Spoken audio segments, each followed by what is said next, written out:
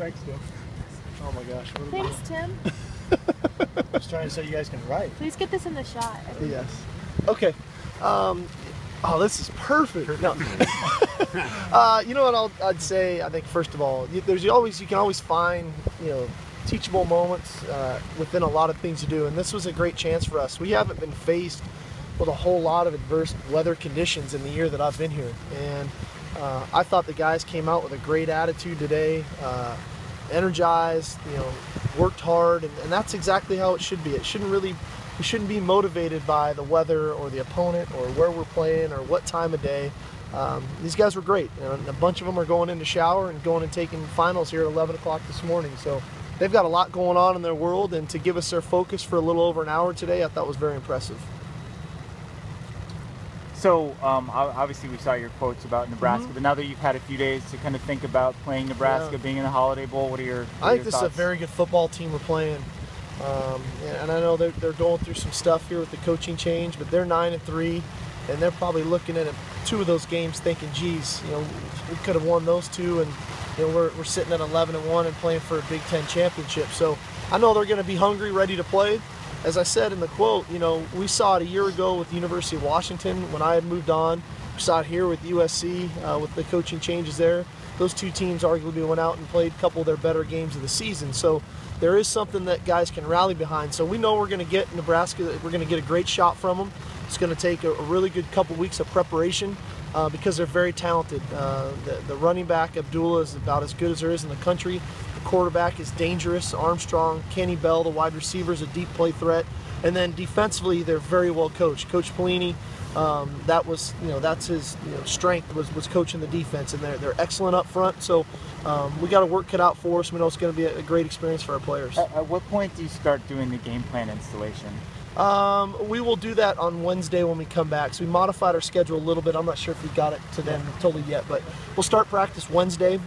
So we'll go through this weekend, a little bit of a similar format to what we had last weekend. Again, all of our guys are taking finals. They're writing papers. I don't think it's fair to them to dump a game plan on them right in the middle of it. But we do want to work. We need to practice football. We need to tackle. We need to run. And then we'll game plan as a staff over the next 4 or 5 days. Then on Wednesday, we'll implement the game plan and get going. One of the first All-American teams came out last night at the Walter camp, and Leonard was second team on the defense. Were you surprised by that, or do you put much stock in those kinds of things? Those things are always interesting because of who's voting, how the votes come in. This day and age of college football, I think so many times people get caught looking at numbers. And there was a lot of guys this year that had a bunch of sacks. But I think playing defensive line, especially on the interior like Leonard does, is more than just about sheer numbers. But for what that guy did to have as many tackles as he had for us, TFLs and sacks, I thought he had a great season. Especially, he wasn't 100%. He fought through an ankle injury, fought through a shoulder thing. I thought he had a fantastic season. But if not everybody has to agree with me, So, there's more teams to come out. We'll see how it plays out for him. Based on some It was the middle tweets. of the year with Cody where he got Juju more involved, and later in the year, Farmer. Is that part of his evolution? Without a doubt. Our system is built to spread the ball around. I know we find ways to get Nelson the ball, and Nelson's very effective on third down for us. But the system in general is designed to throw the ball where it's supposed to go, not throw it to an individual player. And when we get our one-on-one matchups with those type of athletes on the perimeter, we need to take advantage of them. And I think early on we saw Darius a little bit more involved. He got hampered a little bit by hamstring. George came on stronger, played really well the last third of the season, and Juju just consistently got better.